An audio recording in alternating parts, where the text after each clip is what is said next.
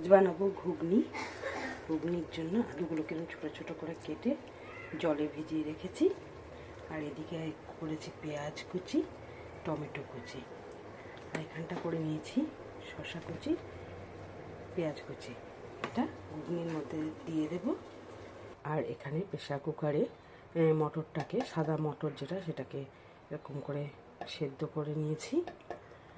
একদম হাফ সেদ্ধ, দেখে গোটা লাগছে কিন্তু সেদ্ধ গরম, বেশ গরম। তো এটা সেদ্ধ করে নিয়েছি।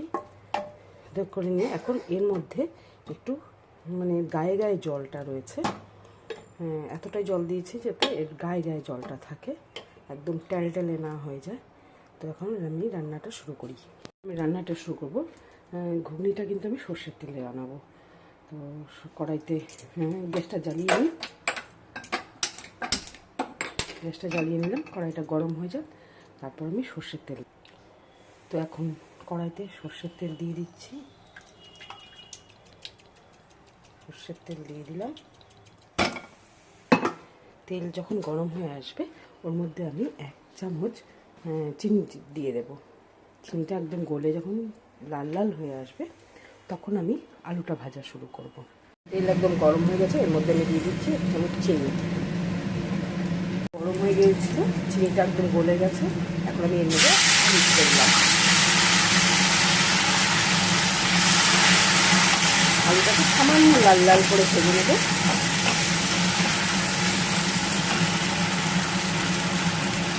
আলুটা ভাজা হচ্ছে, তো এর মধ্যে আমি এখন পেঁয়াজ কুচিটা দিয়ে দিচ্ছি। আলুটা ভাজা চলছে, তাই এর মধ্যে দিয়ে দিচ্ছি লবণ।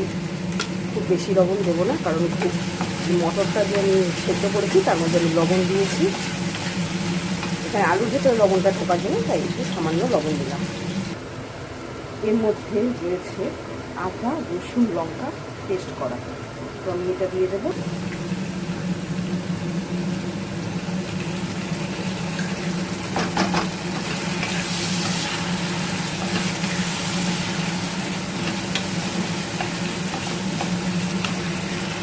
এরকম রান্না খেতে না দারুণ লাগে।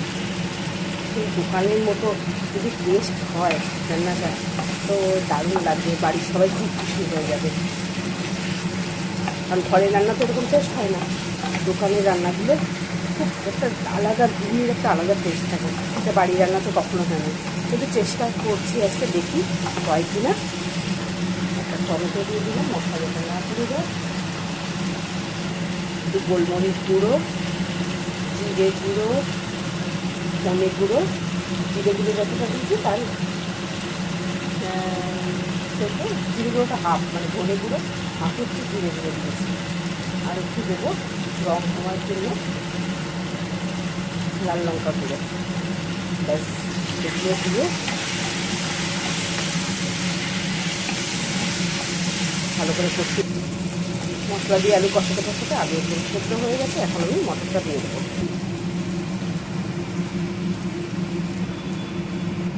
তো ঘুগনি আমার হয়ে গেছে, তুলে দেখাই। এই যে আলুগুলো দেখি একটু সেদ্ধ হয়ে গেছে কিনা। এই যে আলু, একটু চেক করে নিই, একদম সেদ্ধ হয়ে গেছে। আলু আর ঘুগনিটা পুরো রেডি। এবার একটু টেস্ট করা যাক, দেখি দোকানের মতো টেস্ট হয়েছে কিনা। একদম দোকানের মতো হয়েছে। এখন আমি এর মধ্যে দিয়ে দেবো লেবু, গন্ধরাজ লেবু। সেটা দিয়ে দেবো, টুকরো করে কেটেও নিয়েছি।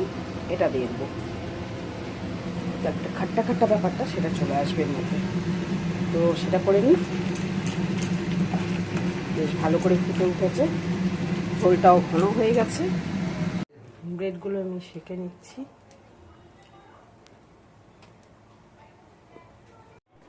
এইরকম করে সাজিয়েছি। একটু পেঁয়াজ কুচি, একটু পেঁয়াজ কুচি, একটুখানি শসা কুচি,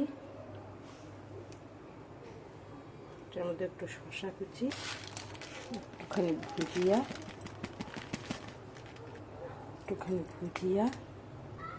এর মধ্যে ভুজিয়া। তো রেডি আমার পাউরুটি দিয়ে ঘুগনি। দেখি সবাই খেয়ে কি বলে। বলো কেমন হয়েছে খেতে? খুব ভালো হয়েছে। সত্যি সত্যি? হ্যাঁ। ঝাল হয়েছে? না না, অতটা হয়নি। অতটা হয়নি? না। এবার মুখে দিয়ে বলো। ঠিক হয়েছে। আর আর কিছু কমেন্ট করো, বলো একটু ঘুগনিটা চামচ দিয়ে খেয়ে টেস্ট করে বলো।